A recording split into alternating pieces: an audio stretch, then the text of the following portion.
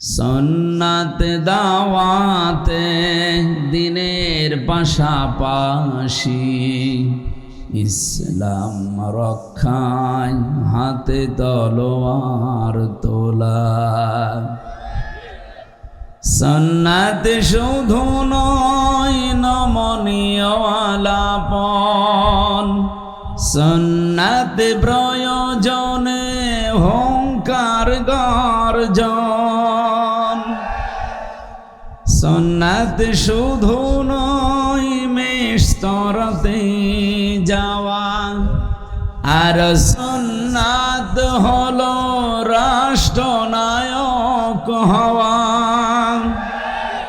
মহাব্বতে তার খালিদ ওমর আলী, হামজার মতো তার পাশে থাকো কি, আরো কিছু সুন্নাত আছে তুমি জানো কি, জানলেও জীবনে কখনো তা মানো কি। আলহামদুলিল্লাহ। বাংলাদেশের প্রাণপ্রিয় আমার জেলা কুষ্টিয়া সদর থানার অন্তর্গত তাওবাতুন নাসুহা। শব্দটা তাওবাতান নাসুহা হবে, নুনের ওপরে জবর দিয়ে লিখবেন, দরকার হয় তাওবাতান নাসুহা লিখবেন। কোরআনে কারিমের বর্ণিত শব্দ, আর আমি ওই আয়াতই পড়েছি কোরআন থেকে, আপনাদের মাদ্রাসার নাম যে আয়াত থেকে দেওয়া। আর এই দুইটা শব্দের ওপরেই কথা বলবো, তাওবাতান আর নাসুহা। আল্লাহ যেন আমাকে সেরকম কিছু বলার হেদায়েতমূলক কথা তৌফিক দান করে। মহিলা মাদ্রাসা ও এতিমখানার উদ্যোগে বাংলাদেশে পুরুষদের জন্য বহুদিনের শিক্ষার দ্বার উন্মুক্ত করা আছে, কিন্তু মেয়েদের শিক্ষার পরিবেশ খুব কম। আপনাদের এলাকায় যেহেতু মা বোনদের জন্য, মেয়েদের জন্য কোরআনে কারিম শেখার একটা ব্যবস্থা করে দিয়েছেন। কিয়ামতের ময়দানে নবীজি যে হাদিস বললাম, আল্লাহ তাআলা বলবেন ইকালুল সাহেবিল কোরআন, সাহেবে কোরআন যারা, কোরআনওয়ালা যারা, যারা কোরআন পড়ে কোরআন মানে, এই মানুষগুলোকে বলবেন যে পড়ো। ইকরা, কিভাবে পড়বা?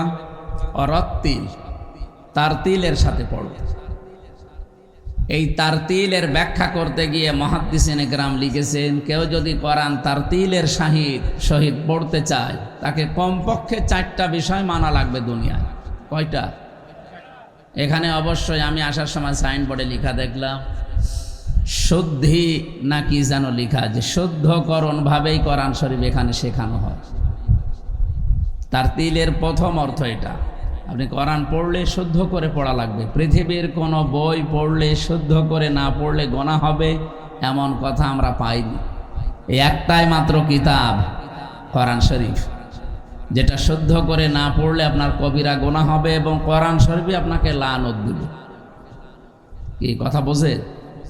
রব্বা করিয়েন লিল কোরআনি ইয়ালা আনহু আছে শেষে, হাদিসের শেষ ভাষা ইয়ালা আনহু, একালিপটা আনাস।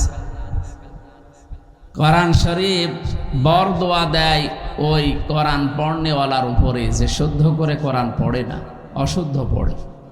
সুতরাং মাদ্রাসা যখন দিয়েছেন অবশ্যই এখানে শুদ্ধ করে পড়ানো হয়। তাহলে 1 নাম্বার হক আপনারা আদায় করছেন যারা এখানে লেখাপড়ায় আছে। 2 নাম্বারে কি? শুধু পড়লে হবে না, এটা আপনাকে বুঝতে হবে। আফালা ইয়াতাদাব্বারুনাল কোরআন বা ওয়ালাকাদ ইয়াসসারনাল কোরআন লিযিকরি ফাহাল মিন মুদ্দাকির। কি হয়েছে তোমাদের? কোরআন নিয়ে কেন চিন্তা ভাবনা করো না? এই কোরআন তো আমি সহজ করে দিয়েছি উপদেশ নেওয়ার জন্যে। তাহলে কোরআন শরীফ বুঝতে হবে। এটা কি ফেরেশতারা বুঝবে না আমাদের? আমাদের। রত্তিলের 2 নম্বর অর্থ এটা। 3 নম্বরে শুধু বুঝলে হবে না, আপনি যতটুকু বুঝবেন অতটুকুই আপনাকে মানা লাগবে। বাংলাদেশে কারা যেন প্রচার করে দিয়েছে যে জানার নাম ইসলাম না, মানার নাম ইসলাম। এটা একটা ভণ্ডামি। আপনি যদি না জানেন তো কি ছাতা মানবেন আপনি? এই জন্য জানার নামও ইসলাম, মানার নামও বলেন বলেন দুইটাই ফরজ। জানাও যেমন ফরজ, মানাও তেমন কি। আপনি জানেন ইসলামের কোনো বিধান কিন্তু মানেন না, আপনার গোনা হবে মাত্র একটা, কারণ জানার ফরজ আপনি আদায় করেছেন, মানার ফরজ আপনার আদায় হয়নি, গোনা হবে কয়টা। আর আপনি জানেনও না মানেনও না, ডবল গুনাহগার হবে। কারণ আপনি জানেন না কেন, আপনি যে জানেন না এটা আপনার অপরাধ। পৃথিবীতে কেউ কি মায়ের পেট থেকে জেনে আসে না, আসে। হযরত ঈসা আলাইহিস সালাম তিনি জেনে এসেছিলেন মায়ের পেট থেকে, তাকে কি দুনিয়া আসার পরে কেউ শিখিয়ে দিয়েছে? ফাশারাত ইলাইহি ক্বালু কাইফা নুকাল্লিমু মান কানা ফিল মাহদি সাবিয়্যা। যখন ইশারা দিয়েছে হযরতে মারিয়াম আলাইহিস সালাম যে আমার এই সন্তানকে জিজ্ঞাসা করেন যে এর বাবা কে, হযরতে ঈসা নবী দোলনা থেকেই তিনি কথা বলা আরম্ভ করেছিলেন। ক্বালা ইন্নী আব্দুল্লাহ আতানিয়াল কিতাব ওয়া জাআলানি নাবিয়্যা। আমি আল্লাহর বান্দা। আমি কি? এই এদিকে তাকা। জরুরি যদি না থাকে পোশাক পায়খানা আর বিড়ি খাওয়া, তাছাড়া যাবেন না। যদি ওইটাও জরুরি হয় তো খেয়ে আবার চলে আসবেন। আসবেন তো? বলছে জি ঠিক আছে আসেন। আর খুব যদি নেশা বেশি লেগে যায় যে আপনি পাগল হয়ে যাচ্ছেন, তাহলে দই টান দিয়ে আবার চলে আসবেন। একেবারে তো দড়ি বেঁধে রাখা যাচ্ছে না, অন্তত কয়েকটা টান গোপনে দিয়ে চলে আসবেন। আমি কি বললাম বলেন তো? দোলনা থেকে বাচ্চাকে কেউ শিখিয়ে দিয়েছিল? তিনি কি বললেন যে আমি আল্লাহর বান্দা, আতানিয়াল কিতাব ওয়া জাআলানি নাবিয়্যা। আল্লাহ আমাকে কিতাব দিয়েছেন, শুধু এতটুকু শেষ করেননি, তিনি বললেন এই জামানার নবী করে আল্লাহ আমাকে পাঠিয়েছেন। ওয়া জাআলানি মুবারাকান আইনামা কুনতু ওয়া আওসানি বিসসালাতি ওয়াজ যাকাতি মা দুমতু হাইয়া। আল্লাহ আমাকে নির্দেশও দিয়েছেন আমি যেখানে আসি ওই জায়গাটায় বরকতময় করে দেবে আল্লাহ, এবং আমি যতদিন বেঁচে আছি দুনিয়ায় আমি যেন নামাজ আর যাকাত না ছাড়ি। ওয়া জাআলানি মুবারাকান আইনামা কুনতু, যেখানে আমি থাকবো ওই জায়গাটা আল্লাহ বরকত দিয়ে ভরে দেবে। নবীদের শান মান এটা, যেখানে নবীরা থাকে ওই জায়গাটা বরকত দেয় কে? আমাদের যিনি নবী মুহাম্মদুর রাসূলুল্লাহ সাল্লাল্লাহু আলাইহি সাল্লাম। হযরতে হালিমাতুস সাদিয়া বলেন আমি শুধু বুকে তুলে নিলাম, আমার স্তনে দুধ ছিল না। মুহাম্মদুর রাসূলুল্লাহকে শুধু তুলে নিতে দেরি, আমার স্তনে দুধ আল্লাহ ভর্তি করে দিয়েছেন। আমি ডান স্তন তাকে পান করালাম, বাম স্তনও তার মুখে দিলাম। নবীজি মুখ বের করে নিলেন। একবার দুইবার আমি তিনবার চেষ্টা করেছি, এটা সিরাত ইবনে হিশামের ভেতরে আছে। নবীজি তৃতীয়বারে বললেন মা হালিমা, তার মানে চোখের ইশারা দিয়েও কথা বলা যায়। যদিও মুহাম্মদুর রাসূলুল্লাহ মুখ দিয়ে কথা বলেন না, ওই সময় তিনি চোখের ইশারা দিয়ে বলেছিলেন মা হালিমা। জোর করেন কেন? ডান স্তন এটা আমার অধিকার ছিল, আমি পান করেছি। বাম স্তন এটা আমার অধিকার না। না লাগবে না ভাই, কিচ্ছু লাগবে না, এইভাবে ক্লাস করা যায় না। আমি কিন্তু পরে প্রশ্ন করব, যদি জবাব দিতে না পারেন না আপনার খবর আছে। এইভাবে ক্লাস করে মানুষ। ক্লাসের মতো থাকবেন ভাই। একটা তাল উঠছিল না, নষ্ট করে দিয়েছে। বলে এত কষ্ট করে আমি বাদাল দেই আর মেয়েদের মেয়ে এসে এক ধাক্কায় সব। কে বলিস আপনারা পানি দিন? আর আমি কি বুড়ো মানুষ যে পানি লাগবে, চা লাগবে? এক দেড় ঘন্টা 2 ঘন্টা কথা বলা কোনো ব্যাপারই না। আর এমনি এখন মাহফিলের সিজন না। তিনি বাম স্তন মুখ থেকে বের করে দিয়ে বললেন মা হালিমা, আপনি জোর করলেন কেন? বারবার আমি 3 বার মুখ বের করে দিলাম। আমি তো পান করেছি আমার স্তন ডান, যেটা বামটা এটা আমি জানি। আপনার একটা সন্তান আছে আব্দুল্লাহ, ওটা আমার দুধ ভাই আব্দুল্লাহর অধিকার। পৃথিবীতে আমি ভাইয়ের হক নষ্ট করার জন্য আসি নাই, আমি এসেছি ভাইয়ের হক ফিরিয়ে দেওয়ার জন্য। কুষ্টিয়াবাসী যেই নবী মায়ের কোলে বসে এতটুকু বয়সে ভাইয়ের হক নষ্ট করে না, ফিরিয়ে দেয়, সেই নবীর উম্মত আমরা। দিন যত যাচ্ছে, যত বড় হয়ে আমরা ভাইয়ের হক মারার জম হয়। এখানেও কত আল্লাহর ওলি বসে আছে, ভাইয়ের জমি ফাঁকি দিয়ে নিজের নামে লিখিয়ে দিয়েছে। তা আপনি কি নবীর উম্মত দাবি করলেন যে আপনাকে আমি মরে গেলে বিসমিল্লাহি ওয়া আলা মিল্লাতি রাসূলিল্লাহ বলে দিলাম আর আল্লাহ মাফ করে দিল, যে আল্লাহর নামে রসুলের দলে তুলে দিলাম। আপনি তো রসুলের দলে ছিলেন না। ভাইয়ের হক নবীজি মায়ের কোলে বসেও মারেন নাই, আর আপনি বড় হয়ে গেছেন ভাইয়ের হক মারেন। এমন মুসলমান বাংলাদেশে নেই। আমরা যেন এরকম না হই। নবীরা এই জন্য যেখানে থাকেন সেই জায়গায় যে বরকতময় হয়ে যায়। হযরতে ঈসা ওই দোলনা থেকে তিনি জবাব দিয়েছিলেন খ্রিস্টানদের প্রশ্নের জবাবে।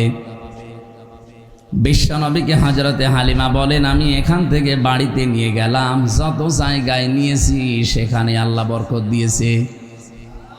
যেই গাধা বা খচ্চরের ওপরে এসেছিলাম ওটা নড়তেই পারে না, শুধু তুলতে দেরি, দেখি মুহাম্মদুর রাসূলুল্লাহর বরকতে আল্লাহ গাধায় শক্তি সঞ্চার করে দিয়েছেন। বাড়িতে নিয়ে গেলাম, জীবনে কুয়াতে আমি কোনোদিন পানি পাইনি। বাড়ি যেয়ে দেখি কুয়াতে পানি উতলিয়ে পড়তেছে।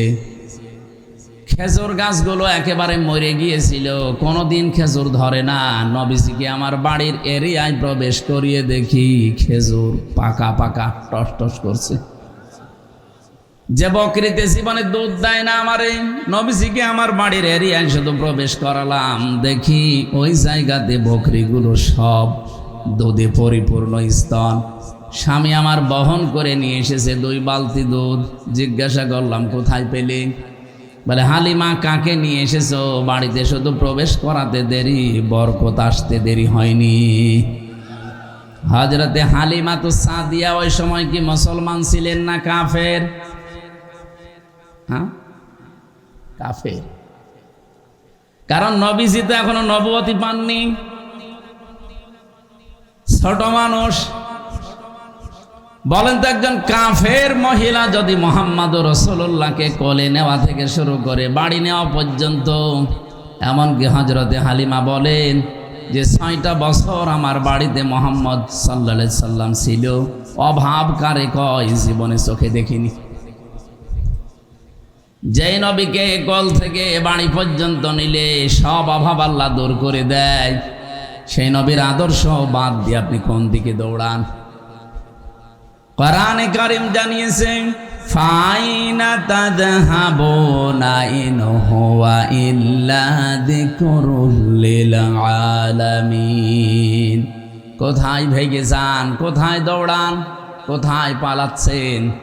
যে কোরআনে কারীম আল্লাহ আমাদেরকে দিয়েছে যে বিশ্ব মানবতার জন্য উপদেশ। বলেন সুবহানাল্লাহ। হযরতে ঈসা ছোটবেলা থেকেই তিনি দোলনায় বললেন, আমি কিন্তু যেখানেই থাকবো জায়গাটা আল্লাহ বরকত দিয়ে ভরে দেবে। এটা নবীদের শান, তাদের মর্যাদা। তিনি জানিয়েছিলেন ওই জামানায় যে আল্লাহ আমাকে আদেশ দিয়েছেন আমি যতদিন বেঁচে আছি আমি যেন নামাজ এবং যাকাত এটা বন্ধ না করি। তার মানে নামাজ আর যাকাত দেওয়া এই বিধান শুধুমাত্র 1 বছর দিয়েই শেষ না, 1 বছর নামাজ পড়েই শেষ না, যতদিন জীবিত আছেন নামাজ মাপ নেই। কথা বোঝা গেছে? যতদিন জীবিত আছেন। আল্লাহ রাব্বুল আলামিন বলেন, ওয়া'বুদ রাব্বাকা হাত্তা ইয়াতিয়াকাল ইয়াকিন। ওই দিন পর্যন্ত ইবাদত করো যতদিন ইয়াকিন না হয়, তার মানে মরণ না হয়। তার মানে মরণ পর্যন্ত আপনাকে নামাজ আর সম্পদ থাকলে যাকাতের উপরে থাকা লাগবে।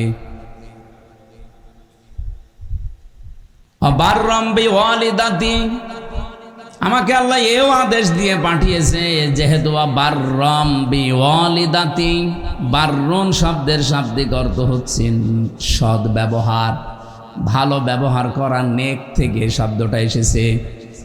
ওয়ালিদাতি একালিফ টান আছে কোরআনে, বাররাম বিওয়ালিদাতি। আল্লাহ পাক আমাকে আদেশ দিয়েছেন আমি যেন আমার মায়ের খেদমত করি। কোন বয়সে কথা বলছে আপনি চিন্তা করেছেন? জন্মের পরেই। হযরতে মারিয়াম যখন তাকে খেজুর গাছের নিচ থেকে জন্ম দিয়ে কেবল বাড়িতে নিয়ে এসেছে, এই সময় দোলনা থেকে জাতির লোকেরা একটা একটা করে কথা জিজ্ঞাসা করে আর তিনি জবাব দিচ্ছেন। জবাবগুলো কি? যে আমি কিন্তু যারর সন্তান না, আমি অবৈধ সন্তান না, আমি আল্লাহর বান্দা। আল্লাহ পাক আমাকে কিতাব দিয়েছেন এবং জামানার নবী করে পাঠিয়েছেন। এখান থেকে কয়েকটা মাসলা বের হয়, শুনতেছেন? যতগুলো তাফসির আমার এই জীবনে আমি পড়েছি, মুফাসসিরিনে কেরাম, এর সারমর্ম এটা, কোনো অবৈধ মানুষকে আল্লাহ নবুয়ত দেন না, কোনো অবৈধ মানুষকে আল্লাহ কিতাবও দেন না। এখন যেহেতু নবুয়তের দরজা বন্ধ হয়ে গেছে, এখন যেহেতু কিতাব আর আসবে না, সুতরাং নবীদের ওই দায়িত্ব পালন কোনো অবৈধ মানুষ, কোনো জারজ সন্তান করতে পারবে না। কিতাবওয়ালা হতে হলে আপনাকে বৈধ সন্তান হওয়া লাগবে। কোরআনে কারিমে সূরা কলমের 13 নম্বর আয়াতে একটা ধমক পেয়েছি আমি, উতুল্লিম বাদা যালিকা জানিম। রব্বুল আলামিন বলেন, হে নবী, আমার কোরআনের ডাইরেক্ট ইনডাইরেক্ট বিরুদ্ধে যারা আছে আপনি খোঁজ নিয়ে দেখবেন, ওগুলো জানিম। জানিম মানে জারজ সন্তান। জানিমের বাংলা অর্থ বদমেজাজি, উগ্র। অনেকগুলো অর্থের ভেতরে এইটাও আছে যে অবৈধ সন্তান যারা, জারজ সন্তান যারা, এরা কোরআনের বিরুদ্ধে অবস্থান নেবে। এই জন্য অবৈধ কোনো মানুষকে আল্লাহ কোরআনের দিকে নিয়ে আসবে না। আজ আমার মনে হয় বাংলাদেশে যারা কোরআনের বিরুদ্ধে ডাইরেক্ট ইনডাইরেক্ট আছেন, বক্তৃতা দিয়ে, কাজকর্ম দিয়ে, আপনি একটু মাকে জিজ্ঞাসা করবেন আপনার বাবা কয়টা। আমি এটা বলতাম না, কারণ এখন কিছু দেখতে পাচ্ছি, এই জন্য বলছি। আপনার জন্ম হয়তো ভালোই হবে, কিন্তু নিজের জন্মটা আপনি খারাপ করে ফেলছেন। কোরআনের বিরুদ্ধে অবস্থান নেবেন না, ডাইরেক্ট হোক আর ইনডাইরেক্ট হোক।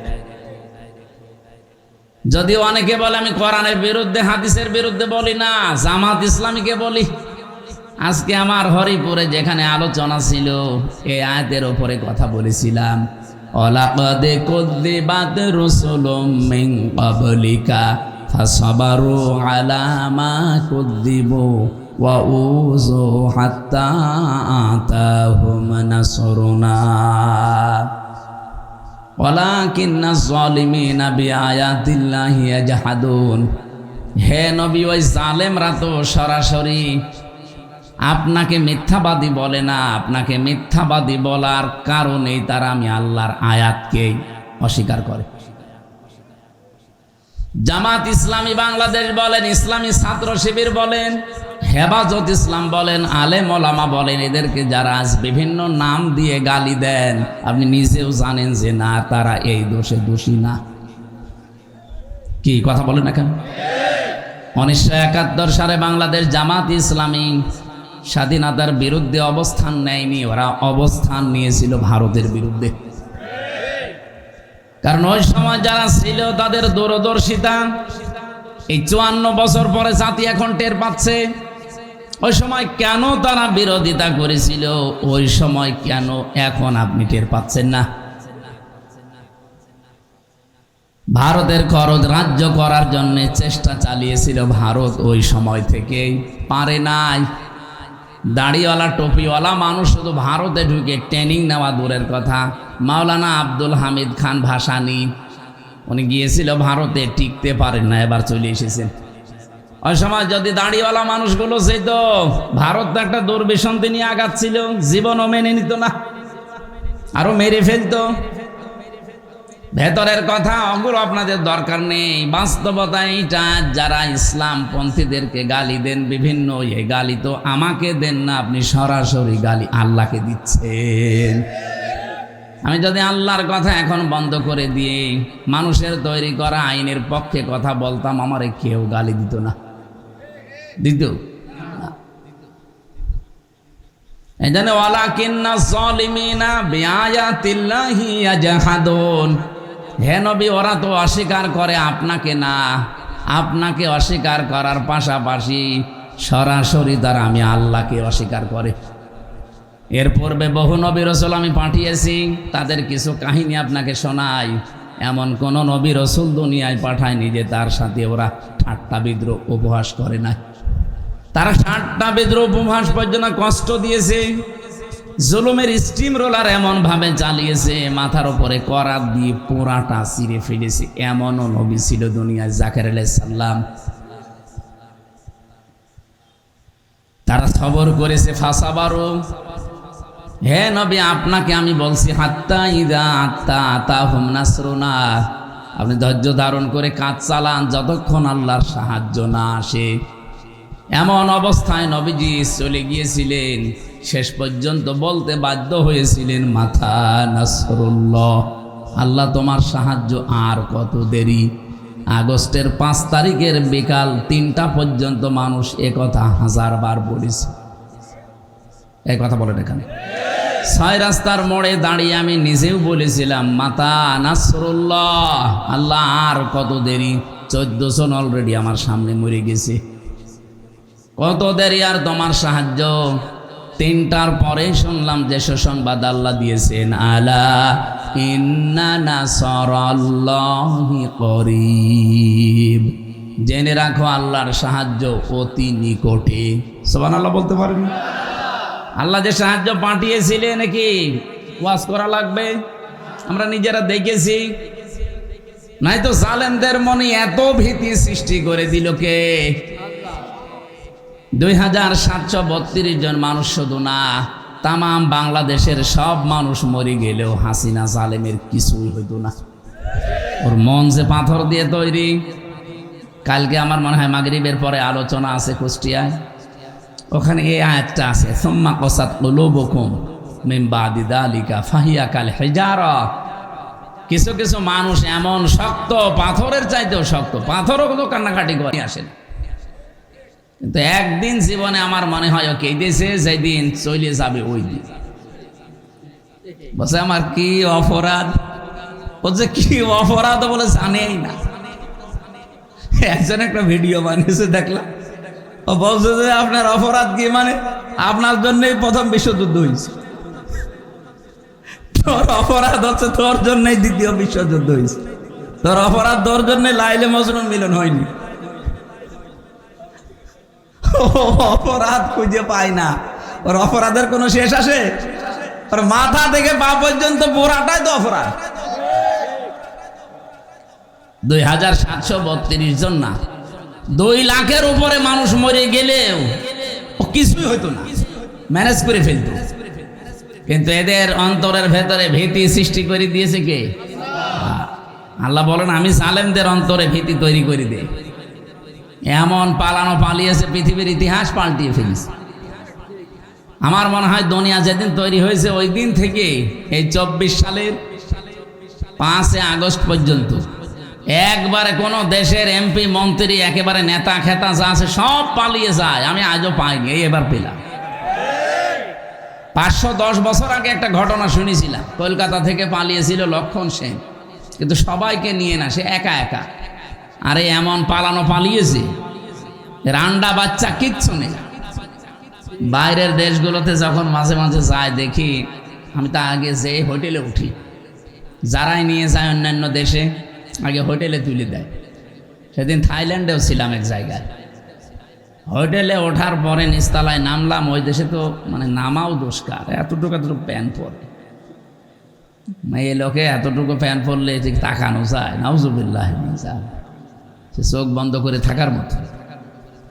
মানে নিয়ে যায় বাঙালিরা কথা বলার জন্য, বিশেষ করে এই থাইল্যান্ডে সমস্যাটা বেশি, সিঙ্গাপুরেও ঝামেলা।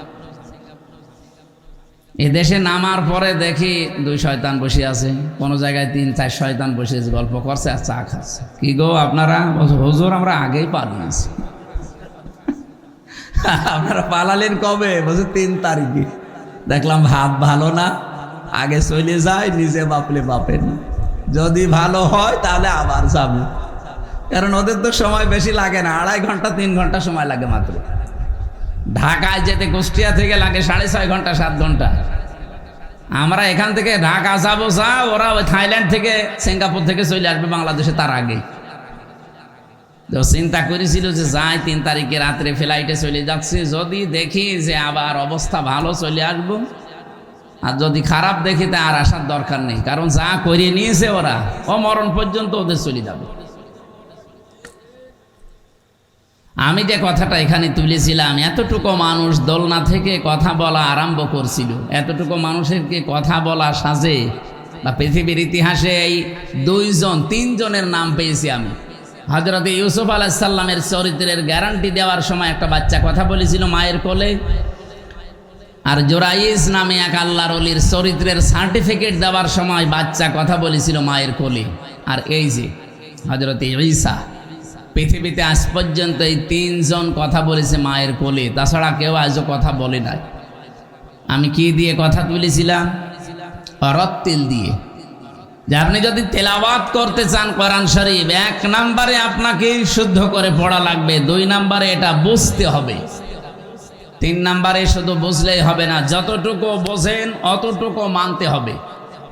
বলেন তো আমরা কোরআন যে যতটুকু বুঝি অতটুকু বাংলাদেশে মানার পরিবেশ এখনো হয়েছে? তাহলে রত্তিল কি হচ্ছে? না, হচ্ছে না। খুব কঠিন কথা না? আপনি রত্তিল এখনো পর্যন্ত শেষ করতে পারেননি। এখনো হাদিসের তো 8-9টা শব্দ আছে। ইকালু লি সাহিবিল কোরআন ইকরা ওয়ারতাকি, এরপরে কি? অরত্তিল।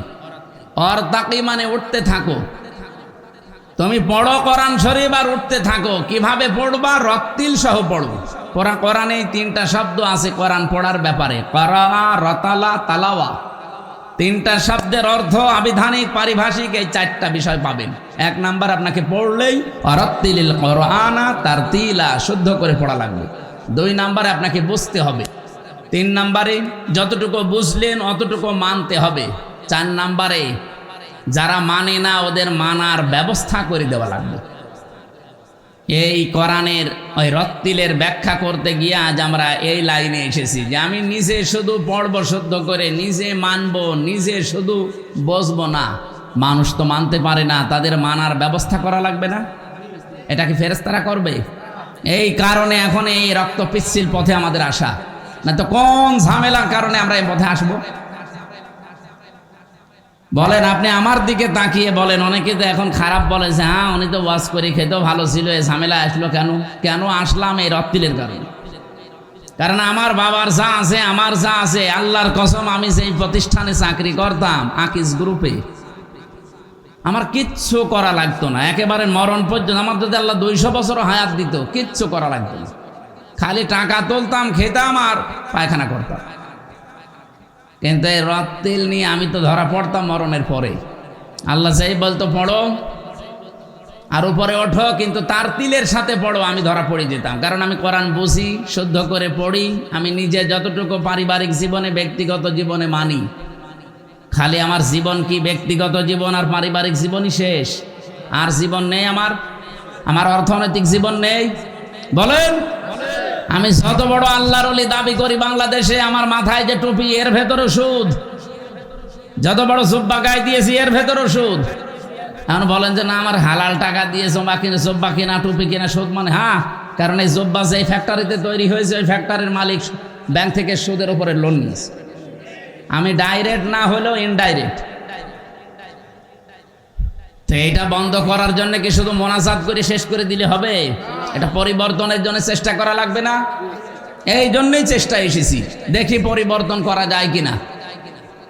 আমি অরত্তিল, এইটা কিয়ামতের দিন যেন আমি নিজে ধরা খেয়ে না যাই, এই কারণেই কিন্তু এ পথে আসা। এ পথ খুব কঠিন, 24 ঘন্টা আতঙ্কের ওপরে থাকা লাগে। তারপরও আমরা আসি, কিন্তু কিয়ামতের দিন আল্লাহ যেন আমারে ধরা না খাওয়ান। আমার মনে হয় একামতের দিনের দায়িত্ব যারা মন থেকে পালন করে, এ রাস্তায় আসে, তারা এই মন নিয়ে আসে যে আমরা আখেরাতে অন্তত বাঁচতে চাই। কথা বলেন। এই জন্য চাই এই বাংলাদেশে শুধুমাত্র 100 জনের 15 জন মানতে পারতো কোরআন শরীফ, তাও পুরা জীবনে না, হয়তো ব্যক্তিগত জীবনে, পারিবারিক জীবনে। জীবন এখনো 7টা আছে, এরপরে আছে সামাজিক জীবন, এরপরে আছে রাজনৈতিক জীবন, এরপরে অর্থনৈতিক জীবন, সাংস্কৃতিক জীবন, ধর্মীয় জীবন, রাষ্ট্রীয় জীবন, আন্তর্জাতিক জীবন। এই জীবনগুলো কি আপনি আন্দাজে মন মতো চালাবেন? খালি 2টা জীবন পার করলেন, ব্যক্তিগত জীবন আর পারিবারিক জীবন, আর বাকি 7টা জীবন কে পার করবে? ওগুলো পার করতে হলে কোরআন বাদ দিয়ে পার করলে আপনি জাহান্নামী। বলেন বলেন। আমাইয়াবতাগি গায়রাল ইসলাম দীনান ফালা ইউকবালা মিন। ইসলাম বাদ দিয়ে যদি কেউ অর্থনীতি পালন করে ও জাহান্নামী, ওটা কবুল হবে না। ইসলাম বাদ দিয়ে কেউ যদি রাজনীতি করে ও জাহান্নামী, ওটা কবুল হবে না। এইগুলো যদি আপনি ভালোভাবে বোঝেন তখন তো আপনার রাগ করার কথা না। এরপরও আপনি রাগ করেন কোন কারণে? কোরআনের বিধান প্রতিষ্ঠার কথা বললে, দিন কায়েমের কথা বললে সবচাইতে বেশি মন খারাপ হবে, রাগ হবে, মারতে আসবে মুশরিকরা। সূরা শুরার 13 নম্বর আয়াতের মাঝের অংশে আছে, কাবুরা আলাল মুশরিকিনা মা তাদউহুম ইলাই। হে নবী, আপনি দিন কায়েমের কথা বলছেন, এইটা শুনলে সবচাইতে বেশি কাবুরা মানে কি? মন খারাপ করা। কাবুরা মানে রাগ করা। সবচাইতে বেশি বিরক্ত হবে তারা যারা মুশরিক। বাংলাদেশে যারা কোরআনের রাজ কায়েম হোক এ কথা বললে রাজনীতি বলে উড়িয়ে দেন, ধর্ম ব্যবসা বলেন, আপনি কি মুশরিক? কথা কি কড়া হয়ে যাচ্ছে? না না, কিসের কড়া, কেবল শুরু হচ্ছে। আপনার কাছে নামাজের কথা বললে আমির হামজা ভালো, রোজার কথা বললে ভালো। নামাজ যেমন ফরজ, রোজা যেমন ফরজ, দিন কায়েম করা লাগবে এই জমিনে। 500 কোরআনের শরীয়তের বিধান আছে, এগুলো কায়েম করা লাগবে, এইটাও ফরজ। এই ফরজের কথা বললে আপনি আমারে বলেন দুনিয়াদার হয়ে গেছে, এতদিন ভালো ছিল, এ রাজনীতি করছে কেন, এ ধর্ম ব্যবসায়ী। আমার মনে হয় নবীজি যদি এখন বেশি থাকতো, ওরা নবীকেও বলতো ধর্ম ব্যবসায়ী।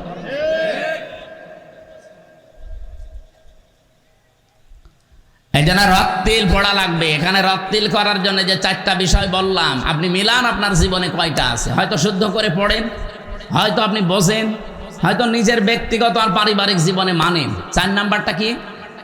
যতটুকু আপনি মানলেন এটাও যেন মানুষে মানতে পারে, সেই পরিবেশ তৈরি করে দেওয়া লাগবে। এটা দায়িত্ব আপনার। আজ বাংলাদেশে 92% মুসলমান আমরা, সবাই যদি এটা ফরজ মনে করে প্রত্যেকের জায়গা থেকে পালন করতাম, 54 বছর আগে বাংলাদেশে দিন কায়েম হয়ে যেত। বলেন বলেন। হচ্ছে না কেন? কারণ আমরা অনেকেই খালি আলেমদের উপরে, ইমামদের উপরে দায়িত্ব দিয়েছি। আমি একবার তাবলিগে গিয়েছিলাম চিল্লায়, যখন হাফেজি শেষ হয় ওই সময়। আমার মনে হয় হালকা মনে আছে, গাজীপুরের এক এলাকায়, এমন এক গ্রাম্য এলাকায় দিয়েছে আমাদের, নামাজ পড়তেছে দেখি শুধু ইমাম সাহেব আর ওই যে আজান দিয়েছে মুয়াজ্জিন। লোকজন কই? যে এলাকার লোকজন নামাজ পড়েন না কেন? ওরা বলে যে ইমাম রেখে দিয়েছে, তো নামাজ পড়া লাগবে। ইমাম মুয়াজ্জিনকে বেতন দেওয়া হয়, ওই তো হবে। আবার আমাদেরও যদি নামাজ পড়া লাগে তাহলে বেতন দেবো কেন? কি এলাকা আছে বাংলাদেশে এখনো? সেই সময় ছিল, আমি তখন 2002 সালে হয়তো সম্ভবত। তা আমার কথা হচ্ছে, শুধুমাত্র আমরা নিজেরা মানব না, আমরা চাই এদেশের মানুষও যেন কোরআন মেনে আমরা সবাই একসাথে জান্নাতে যেতে পারি। তাছাড়া আমার সত্যি কথা বলছি, কোরআন শরীফ আমি হাত দিয়ে মাথায় নিয়েও বলতে পারবো, 1 টাকাও আমার লাভ নেই। এ রাস্তায় এসে আল্লাহর কসম আমার 1টা টাকা লাভ নেই, আমার আরো ক্ষতি। যাই গুছিয়েছিলাম এতদিন বাবারটা দিয়ে আমারটা দিয়ে চাকরি বাকরি করে, ও ছাতা এখন আমরা সব চলে যাবে। কারণ আমিরে জামাতের নির্দেশ, এই দেশে যদি জামাত থেকে কেউ এমপি হয় 5 বছরে তার 1টা টাকা বাড়বে না, আরো যা আছে কমবে। আমার কি এ রাস্তায় এসে লাভ হয়েছে না লস হয়েছে? আমি যদি এমনি 5 বছর কাটাতাম কত টাকা উপায় করতে পারতাম বলেন তো? সত্য কথা বলবো, অসুবিধা কি? আমি নামাজ পড়াতাম জমার, জমার নামাজে একটা নামাজে 1 লাখ টাকা দিত। তাই আমি যদি 4 জমা যেতাম, আর নামাজ পড়ালে আর কোনো বেতন নেওয়া লাগে? মানুষ 15-20 হাজার টাকা বেতন পায়, আর 1 জমাই দিত 1 লাখ। মাসে যদি 2টাও যেতাম তো 2 লাখ। আমার আর কি করা লাগবে? কিচ্ছু করা লাগতো না। এই রক্ত পিচ্ছিল, এই সংসা বিক্ষুব্ধ রাস্তায় এসেছি বুঝে শুনি। কারণ আমি রক্তিলের ব্যাখ্যা পড়েছি, যে দেখতে পাচ্ছি যে আমার বাঁচার উপায় নেই, আমি নিজে শুধু জান্নাতে চলে যাব। আমার আহাল পরিবার, কুষ্টিয়া আমার আহাল পরিবার না? আজকে যে আয়াত পড়লাম ওই সূরার ভেতরে আছে, ইয়া আইয়ুহাল্লাযীনা আমানু কু আনফুসাকুম ওয়া আহলিকুম নারা। ইমানদারেরা নিজে জাহান্নাম থেকে বাঁচো, আর আহাল পরিবার যারা আছে তাদেরকে বাঁচাও। আমার তো মনে হয় কুষ্টিয়া জেলায় আমার পরিবার, কারণ আমি বাইরের জেলায় গেলে আমার বাড়ি বলা লাগে না যে আমার বাড়ি পাটিকা বাড়ি, উনিয়ানে ডাবিরা ভিটা, না, বলা লাগে কোথায়? কুষ্টিয়া। বলেন বলেন, যে কুষ্টিয়া আমার আহাল পরিবারের মতো না? আমি নিজে আমল করে কোরআন পড়ে জান্নাতে চলে যাব, আর আপনারা জাহান্নামে যাবেন না, এইটা আমি হতে দেব না। আমি যতদিন আসি বেঁচে চেষ্টা চালাবো আমরা সবাই মিলে জান্নাতে যাব ইনশাআল্লাহ। নবীজি বলেন, কামা কুনতা তুরাত্তিল ফিদ দুনিয়া, যেইভাবে দুনিয়ায় পড়তে ওইভাবে পড়ো। দুনিয়া আপনি তো তার তিলের সাথে পড়েননি, আপনি শুধু পড়েছেন একক করে 10 নেকি। নেকি হবে ঠিক, কিন্তু যে উদ্দেশ্যে কোরআন নাজিল হয়েছিল তার পারপাস আদায় হবে না। আমার কথা বুঝতেছেন? এই জন্য আমাদের উচিত হচ্ছে আমরা যেন কিয়ামতের দিন আল্লাহ যখন বলবেন পড়ো আর উপরে ওঠো, যেই কয়টা আয়াত পড়তে পারবা তার তিলের সাথে ওই কয়তলা বিল্ডিং পাবা। আমি তো হাফেজ, 6666 আয়াত আমার মুখস্থ আছে। এর উপরে যদি এখন তার তিলটা ঠিক থাকে, আমার মনে হয় কিয়ামতে আমি 6666 টালা বিল্ডিং এর মালিক হব ইনশাআল্লাহ। নবীর এই কথা 100% সত্য না? যত কামা কুনতা তুরাত্তিলু ফিদ দুনিয়া, যেভাবে দুনিয়ায় পড়তে ওইভাবে পড়ো। এই জন্যই তো আমি তার তিল ঠিক রাখার চেষ্টায় আছি এখন। ফাইন্না মানসিলাকা ইনদা আখিরি আয়াতিন তাকরাউহা, তুমি পড়তে পড়তে ওই পর্যন্ত যে তোমার আখেরি ঠিকানা শেষ, যেখানে তোমার পড়া শেষ। সুতরাং আমার যতটুকু মুখস্থ আছে আমি এর উপরে আমার প্র্যাকটিক্যাল লাইফ তুলতে চেষ্টা চালাচ্ছি। আল্লাহ যেন আমাকে তাওফিক দেন, বলেন আমিন। আজকের মাহফিলে যেই শব্দ দিয়ে আরম্ভ করেছিলাম, মাদ্রাসার নাম পাল্টিয়ে দেবেন, তাওবাতান নসুহা দেবেন। শব্দের বাংলাটাই ভুল আছে। কুষ্টিয়া যেহেতু আমার প্রাণপ্রিয় জেলা, সদর থানার যোগপাড়া মাদ্রাসা মোড়ে প্রাইমারি স্কুলের সামনের এই মাঠে তাফসীরুল কোরআন মাহফিল। আমরা যে আয়াত পড়েছি তাফসীর আকারে কথা বলবো। কিছুক্ষণ সময় দেওয়া যাবে না? একটু সময় দেবেন। প্রধান অতিথি আজকে যিনি থাকার কথা ছিল বাংলাদেশ জামাত ইসলামী কুষ্টিয়া জেলা শাখার শ্রদ্ধাভাজন জেলা আমির, উনি ঢাকাতে প্রোগ্রাম আছে, এই জন্য রাতেই চলে গেছেন। অধ্যাপক মাওলানা আবুল হাশেম এখানে উপস্থিত আছেন, আপনারা দেখতে পাচ্ছেন। আমাদের বাংলাদেশ জামাত ইসলামী কুষ্টিয়া জেলার সহকারী সেক্রেটারি জনাব খায়রুল ইসলাম রবিন, আপনাদের এই ইউনিয়নের সন্তান। চেনেন ওনারে? এই ইউনিয়নে বাড়ি। কোথায় বাড়ি? হ্যাঁ, কাঞ্চনপুরে বাড়ি। ওয়ারফা'না লাকা যিকরাক, তার সম্মান মর্যাদা আল্লাহ দুনিয়া আখিরাতে তার ঈমান এবং আমলের উপরে যেন আল্লাহ আরো বাড়িয়ে দেন। আমার বামে বসে আছে বাংলাদেশের কুষ্টিয়া জেলার সদর থানার বাংলাদেশের সদরের আমির জনাব মাওলানা শরীফুল ইসলাম। এর পাশে আছে আপনাদের কাঞ্চনপুরের শ্রদ্ধাভাজন আমির মমতাজ, নাকি যেন জহরুল ইসলাম সম্রাজ। বামে ডানে পেছনে দেখেন অধিকাংশ মানুষগুলো শিক্ষিত। আমার মনে হয় বিশেষ করে যারা বসে আছে স্টেজে সবই অনার্স মাস্টার্স করা। ওয়ারফা'না লাকা যিকরাক, আলেম শুধু নামের আগে আমির হামজার মতো মুফতি লেখা থাকবে, এটা আলেম না। যে যতটুকু জ্ঞান অর্জন করেছে ওই জ্ঞানের ওপরে সে আলেম, এখন ওইটা মানা লাগবে। কি কথা বুঝতেছেন?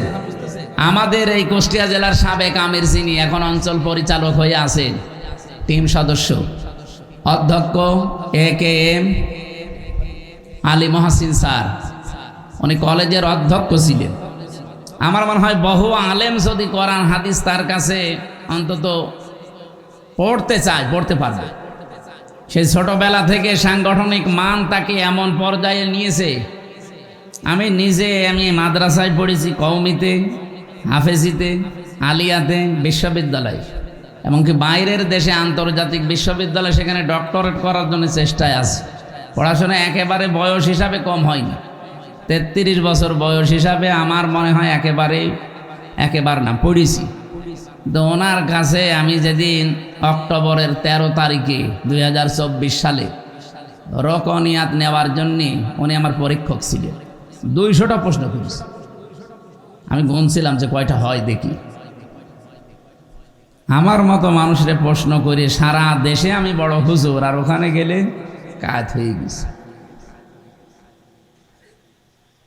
তা আলেম মানেই শুধু নামের আগে মাওলানা মুফতি হাফেজ কারি লেখা থাকবে, এইটাই শুধু আলেম না। যে যতটুকু জ্ঞান অর্জন করে অতটুকুই যদি মানতে পারে ও আল্লাহর কাছে আলেম। আমার কথা বোঝা গেছে? আলেম মানে জ্ঞানী। আলেম মানে কি? সুতরাং এখানে যাদের সম্মান কামনা করলাম এদের জ্ঞান আছে, এই জ্ঞানটা যেন প্র্যাকটিক্যাল লাইফে পঙ্খানো মানতে পারে। আমার মনে হয় বাংলাদেশে জ্ঞানী মানুষের সংখ্যা কম না, আমাদের জ্ঞান অনুযায়ী কাজ হয় না।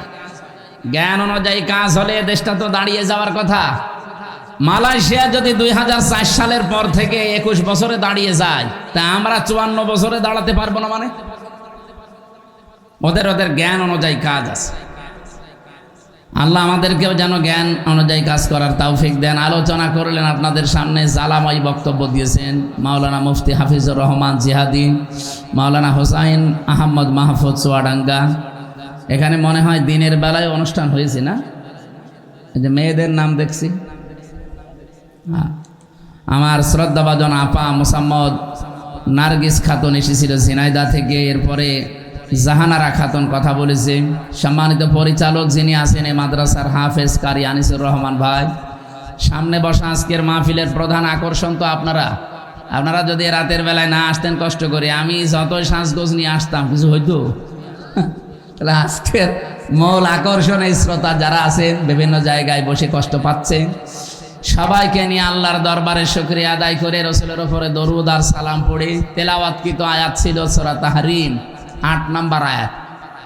যেহেতু তাওবাতান নাসুহা এই শব্দটার দিকে আমরা ইঙ্গিত করে তেলাওয়াত করেছি, এর উপরে কথা বলবো ইনশাআল্লাহ।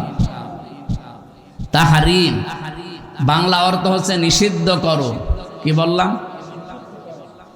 নিষিদ্ধকরণ। কোন জিনিস কি বাংলাদেশে আল্লাহর পক্ষ থেকে আছে? এটা শুরু হয়েছিল সেই জান্নাতে। ওই যে গন্ধম গাছ যেটা নিষিদ্ধ, এটা শুধু গন্ধম গাছ না, এটা একটা বর্ডার। আল্লাহ রাব্বুল আলামিন বলেন, ওয়াইদ কুলনা ইয়া আদাম উসকুন আনতা ওয়া যাওজুকাল জান্নাতা ওয়া কুলা মিনহা রাগাদান হাইসু শি'তুমা ওয়া লা তাকরাবা হাদিহিশ শাজারাতা ফাতাকুনা মিনাজ জালিমিন। খুব ভালো করে খেয়াল করেন, এখান থেকে একটা শিক্ষা বের হবে। হযরতে আদম আলাইহিস সালাম জান্নাতের ভেতরে সব কিছু পেয়েছিলেন, তার মনের ভেতরে শান্তি ছিল না। রব্বুল আলামিন তার মনের ভাব যেহেতু বোঝেন, তিনি ঘুমিয়ে গেলেন ক্লান্ত হয়ে। তার বাম পাথর থেকে একটা হাড় খুলে নিয়ে আল্লাহ একটা সুন্দরী মেয়েকে বানিয়ে তার সামনে বসিয়ে দিলেন। ঘুম থেকে ওঠার পরেই তিনি দেখলেন বিশ্ব সুন্দরী একজন মহিলা। তিনি তাকালেন এবং ধরতে গেলেন। আল্লাহ পাক আদেশ দিলেন, ধরাও যাবে না, তাকানো যাবে না। হযরতে আদম ওই দিন বলেছিলেন, রব্বুল আলামিন ধরা যাবে তাকানো যাবে, কি করলে সেই কথা বলেন? ধরা যাবে তাকানো যাবে, বিয়ে করা লাগবে। বলছে আমি রাজি আছি। বিয়ে করলে রাজি হলে হয় না, দেনমোহর দেওয়া লাগে। যদিও বাংলাদেশে এটা এখন বাকির নাম ফাঁকি। এখানে যারা আল্লাহর ওলি বসে আছে বিবাহিত যারা, সবার কি দেনমোহর পরিশোধ করা আছে? না। সংসার করে যাচ্ছেন 45 বছর, হঠাৎ করে কেবল পটল তুলবেন, সেদিন ইমাম সাহেবের সামনে এ রবিন সাহেব আমির হামজা শরীফুল ইসলাম বলবে যে এর মাফ করে দিন। ও মহিলা কি করবে? লজ্জার খাতে বল ঠিক আছে। এটাই হয় না। ওই মহিলা যদি মাফ করিয়েও দেয় হবে না, কারণ দেনমোহর তো ওই মহিলা ফরজ করেনি, দেনমোহর ফরজ করেছে কি? ওয়াতুহুন্না বুজুরহুন্না ফারিদা। দেনমোহর ফরজ করলাম আমি আল্লাহ, এটা আদায় করো। যারা বাসর রাতে মাফ চেয়ে নেই হবে না। মেয়েরা যারা শুনতে পাচ্ছেন, যদি মাফ করে দিয়েও থাকেন বলবেন হয়নি, টাকা দাও। মেয়ে লোক কোনো জিনিস মাফ করে দেয়, এটা তো আমার মনে হয় জীবনও বিশ্বাস হয়, কারণ আমার যেটা ওর কাছে যদি আমি টাকা ধার নেই 200, মনে হয় কমপক্ষে 10 বার চাবে সেই টাকা। 5 বার যদি 200 টাকা করে 1000 টাকা দেওয়া হয়ে গেছে, এরপরও মনে হলে সে টাকা যে 200 টাকা 10 বার নেওয়ার পরে 5 বার নিয়ে 6 বারে চায়, সে আপনার দেনমোহর 1 লাখ টাকা মাফ করে দিল, আর আপনি মনে মনে আনন্দে আছেন। জীবনও মাফ করে, মানে লজ্জার খাতিরে বাসরাতে মাফ করে দিয়েছে। এই জন্য ম্যাডামের কাছে আমি সাহসায় টাকা ধার নিতে চাই না, দরকার দোকানদারের কাছে ধার নিই।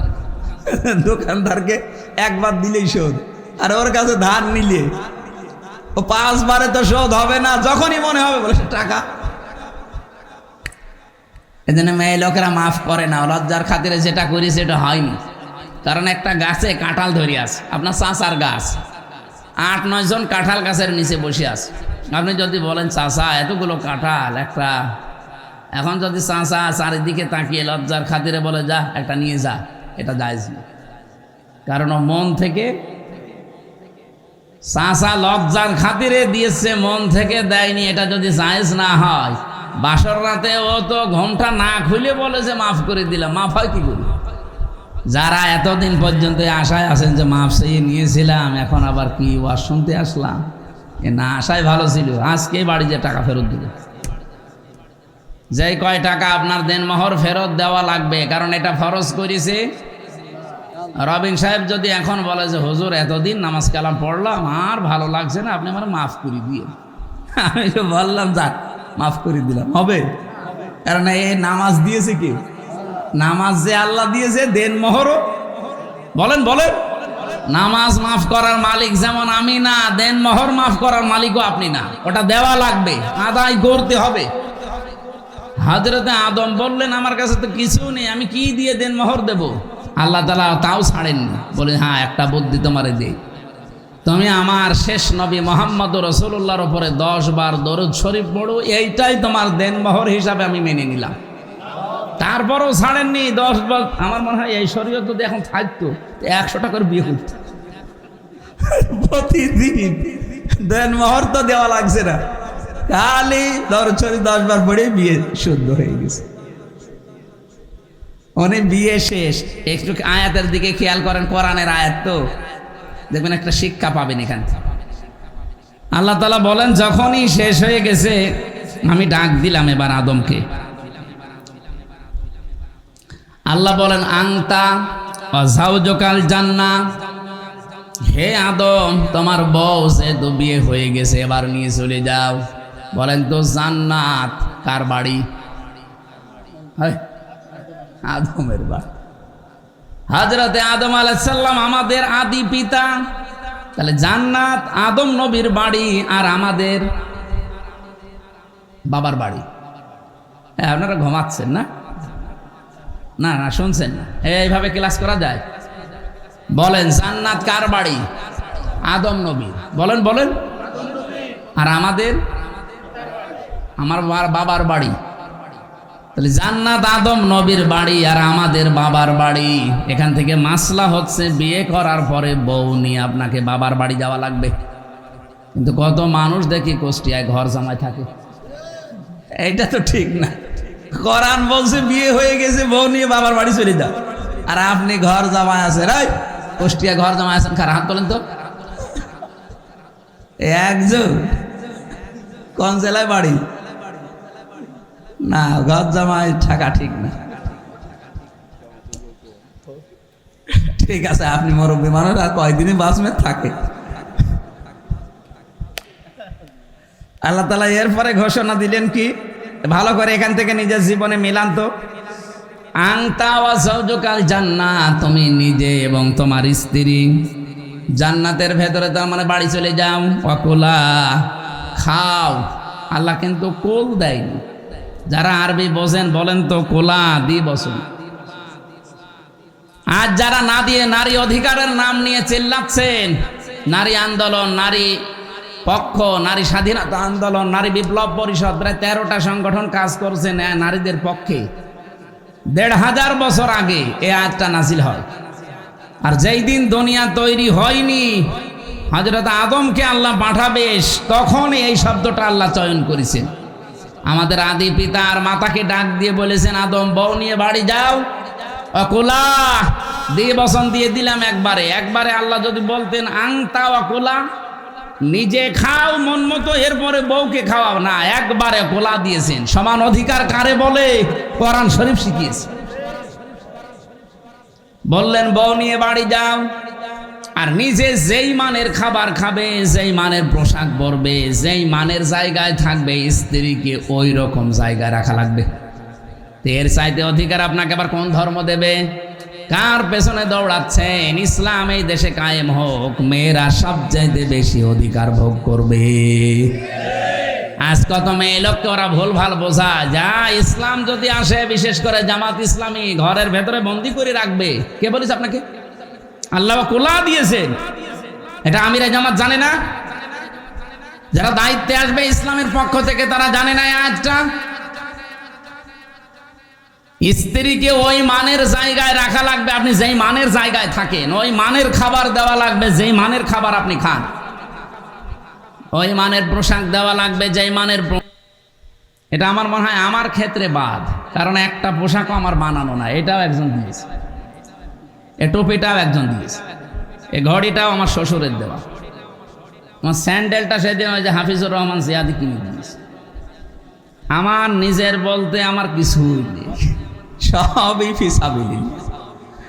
এই জন্য আমার স্ত্রীকে আমি যা দেই ওইটাই বেশি, কিন্তু আপনাদের তো এত মানুষ দেয় না, আপনারা ধরা খাবে।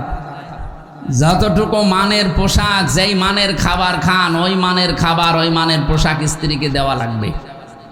এর চাইতে সমান অধিকার দেওয়ার মতো কোনো ধর্ম এখন আর পৃথিবীতে নেই। 4,500 ধর্ম আছে, আমি যতগুলো ধর্ম নিয়ে পড়েছি কোনো ধর্ম ইসলামের মতো এত অধিকার মেয়েদের দিতে পারে নাই।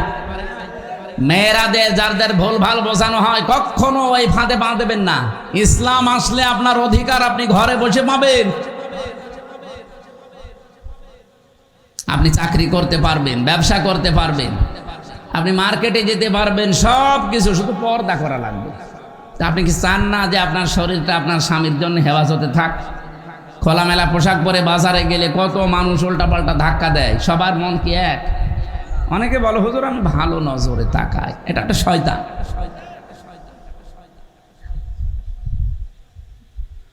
না, মেয়েরা আপনাদের নিজেদের সম্মান আপনারা নিজেরা ঠিক রাখেন। আপনি যদি সত্যিই পর্দা করে থাকতে পারেন আপনার স্বামীর কাছে, আপনি দেখবেন আলাদা একটা মর্যাদা বাড়িয়ে দেবে আল্লাহ।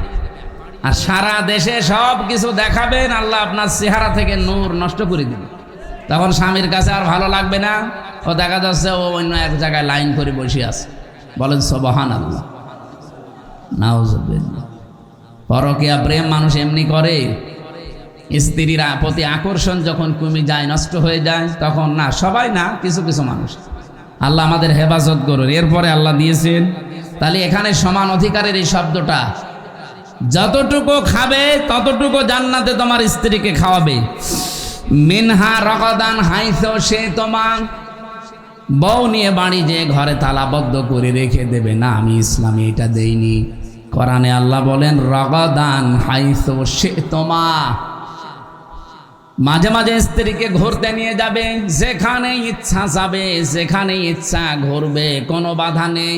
তার মানে বউ নিয়ে বাড়ি যে আপনি শুধু তালাবদ্ধ করে রাখবেন না, মাঝে মাঝেই তারে বেড়াতে নিয়ে যাবেন।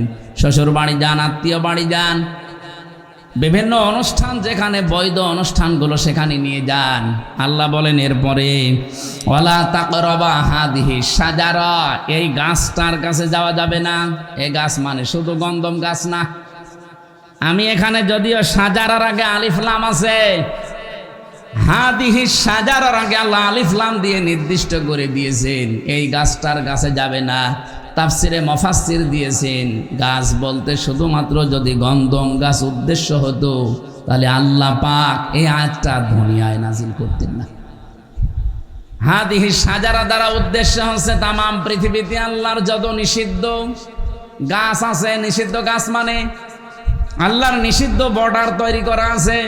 জান্নাতে যেখানে ইচ্ছা যাও, যা ইচ্ছা খাও, কিন্তু সাবধান, এই বর্ডারের কাছে যাবে না। দুনিয়াতেও আল্লাহ জান্নাতে বর্ডার একটা দিয়েছেন, দুনিয়ায় দিয়েছেন বর্ডার 500। কত? এই কোরআনে 500 বর্ডারের কথা আছে। এই বর্ডারগুলোর কাছে যেই যাবে থেমে যাবে, বর্ডার পার হওয়া যাবে না। আপনি বাংলাদেশের বর্ডার চারিদিকে যতগুলো দেশের সাথে আছে, কোনো দেশের সাথে যদি যেতে চান অবশ্যই আপনাকে পাসপোর্ট ভিসা লাগবে না? লাগবে না? এমনিতে যান, হয় আপনাকে মেরে ফেলবে, না জেলে নিয়ে যাবে। আল্লাহ পাক বলেন আমারও যত বর্ডার আছে দুনিয়ায় ঘুরতে ঘুরতে কিন্তু বর্ডারের কাছে গেলেই থেমে যাবে। জেনার একটা বর্ডার আছে, ওখানে গেলেই থেমে যাওয়া লাগবে না। চুরির একটা বর্ডার আছে, ওখানে গেলেই থেমে যাওয়া লাগবে। ডাকাতির একটা, চাঁদাবাজির একটা বর্ডার আছে। প্রত্যেকটা জিনিস এরকম 500 জিনিস আমি পেয়েছি কোরআনে।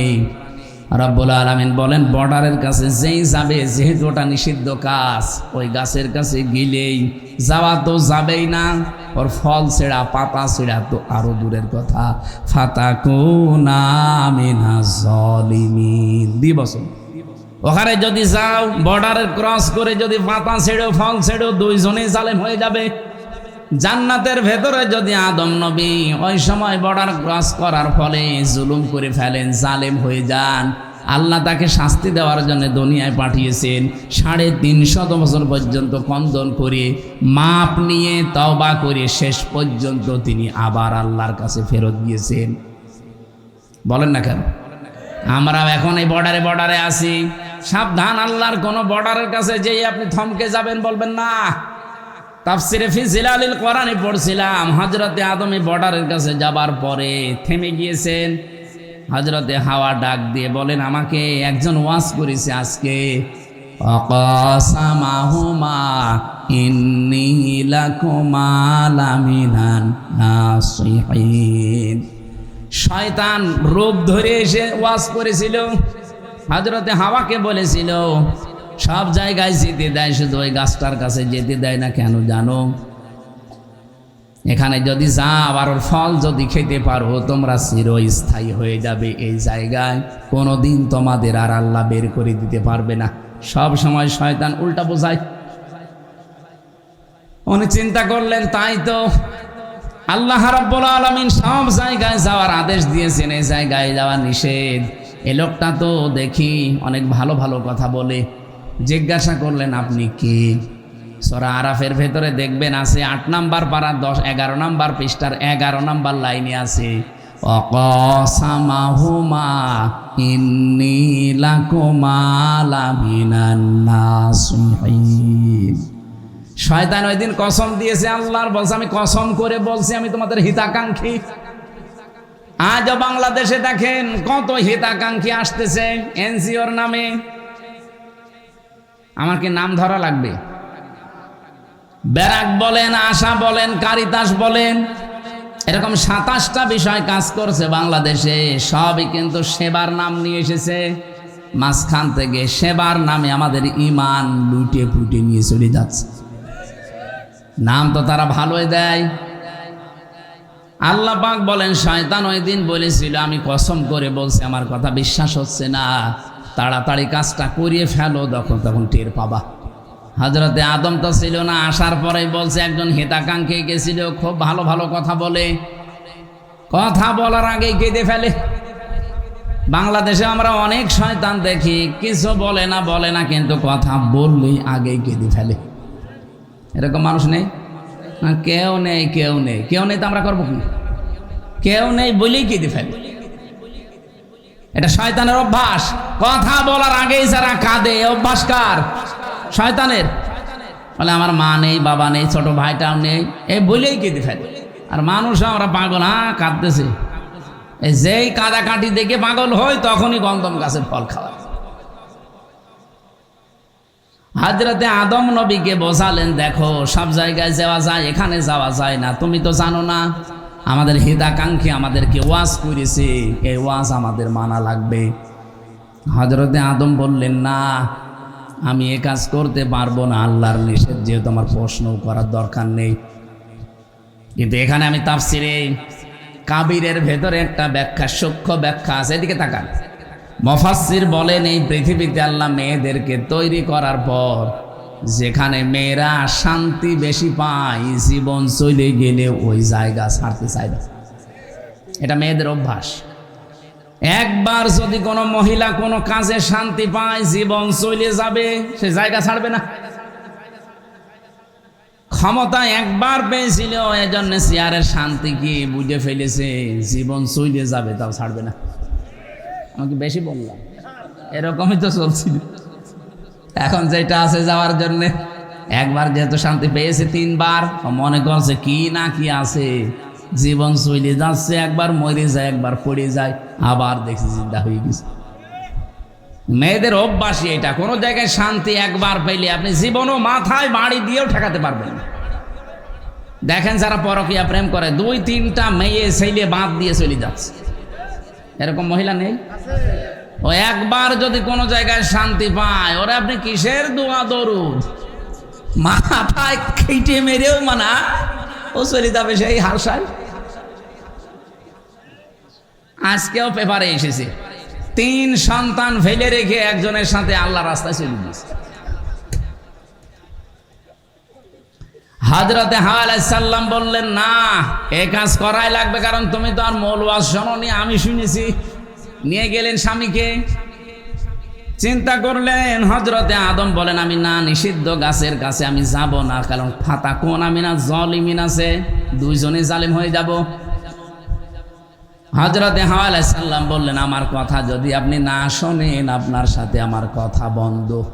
বলেন তো, স্বামী স্ত্রী কথা বন্ধ করে দিলেও সংসার টিকবে? বলেন। জান্নাতের ভেতরে তো আর কেউ নেই যে অন্যজনের সাথে মনের দুঃখ মিটাবেন না, শুধু ওই 2 জন, আর কেউ নেই।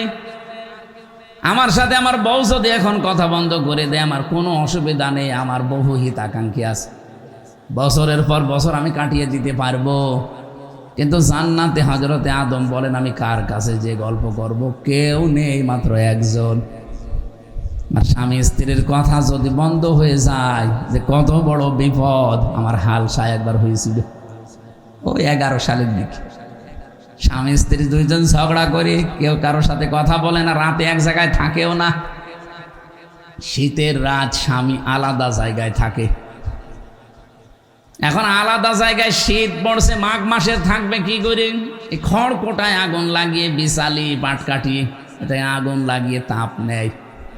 স্ত্রী মাঝে মাঝে দেখে যে এই কয়দিন, 1 দিন 2 দিন 3 দিন এভাবে কেটে গেছে।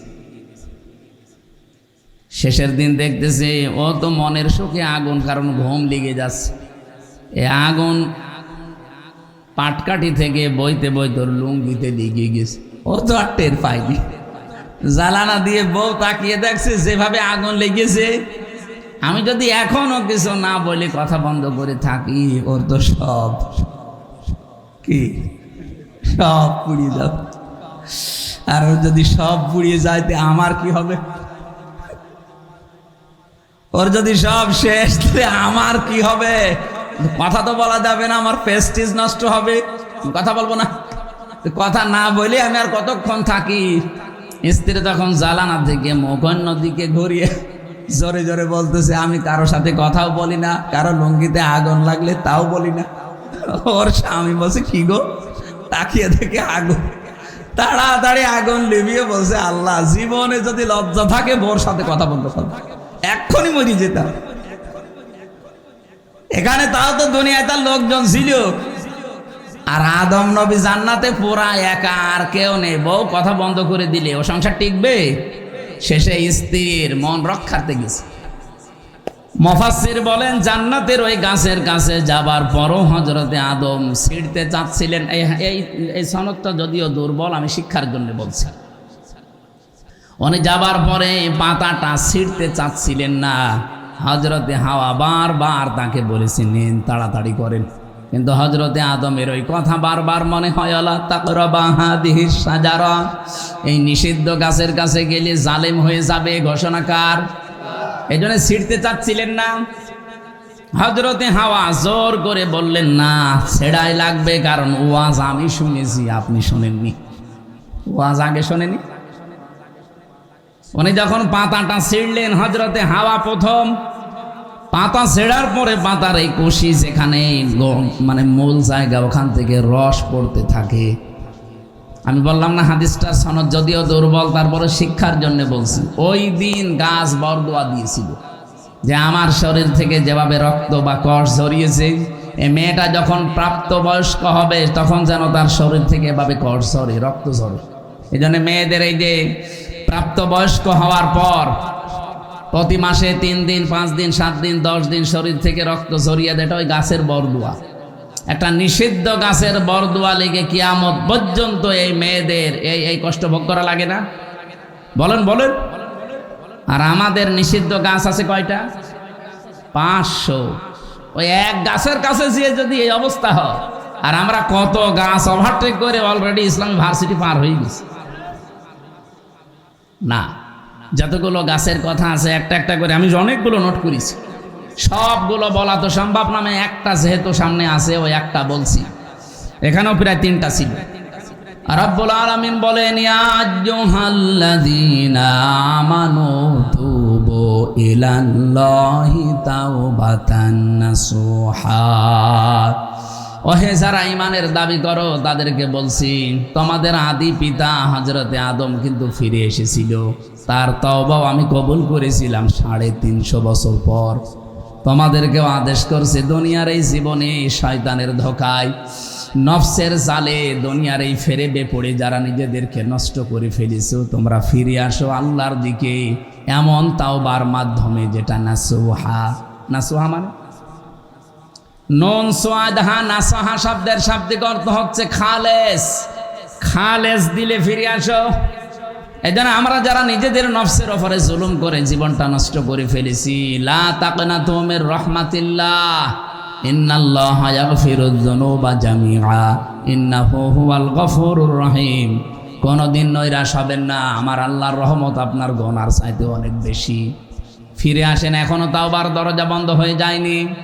আসা রাব্বুকুম আইয়ুকাফিরু আনকুম সাইয়্যাতিকুম ওয়া ইউদখিলাকুম জান্নাত।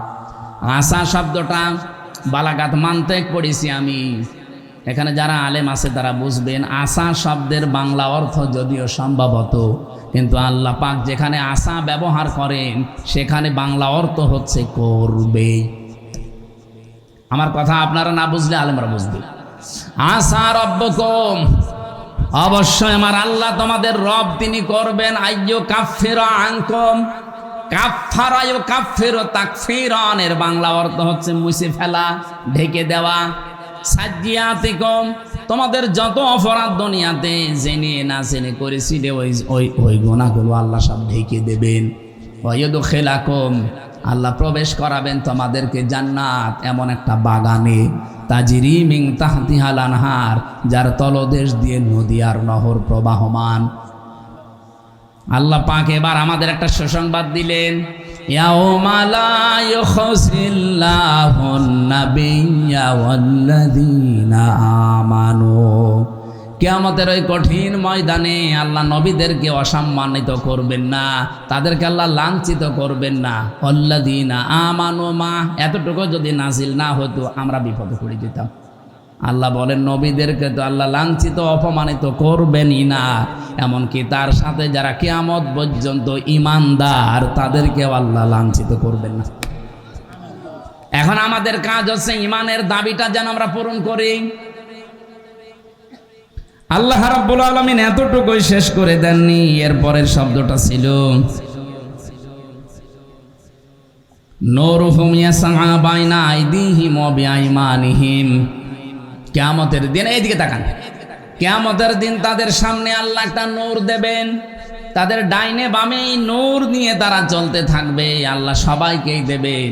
দিতে দিতে হঠাৎ মুনাফিকদের কাছ থেকে আল্লাহ বলেন আমি নূরটা কেড়ে নেব।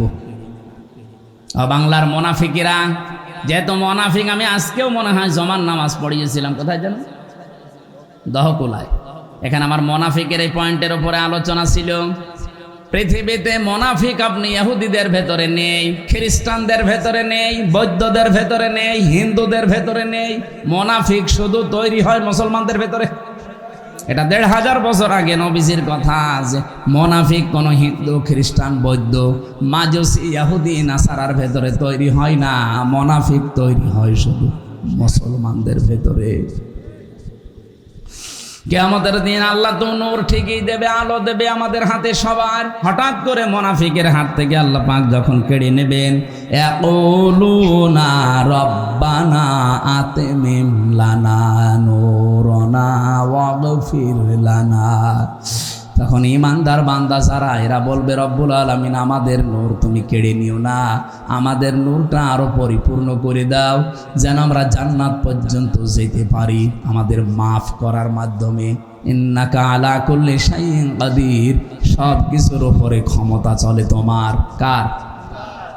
এরকম একটা একটা অনেকগুলো কথা আমাদের সুসংবাদ দেওয়ার জন্য আল্লাহ দিয়েছিলেন। আমরা আরে যেতে পারছি না, অনেক রাত হয়ে গেছে। কালকে সকালে আবার অনুষ্ঠান আছে ফজরের পরে, এই জন্যে আজকের মতো শেষ করে দিচ্ছি। আরও আগে উঠতে পারলে ভালো হতো। পোড়া সোরাটা শেষ করলে অনেক শিক্ষা এখান থেকে বের করতে পারতাম। আগামী থেকে আবার কোনো জায়গায় আসলে আমার এশার পরে তুলে দিন, কারণ সারাদিন বিভিন্ন অনুষ্ঠানে থাকা লাগে। এশার পরে অন্তত রাত 10টা সাড়ে 10টায় শেষ করে দিলে একটু ঘুমানো যায়। এরপরে তাহাজ্জুদের নামাজ আছে, ফজরের নামাজের পরে সকালে আবার বিভিন্ন কর্মজীবনে যাওয়া লাগে। আজকের মতো মাপ চেয়ে ক্ষমা চেয়ে শেষ করে দিলাম। আগামীতে আসলে আবার কথা হবে ইনশাআল্লাহ। আল্লাহুম্মা আমিন।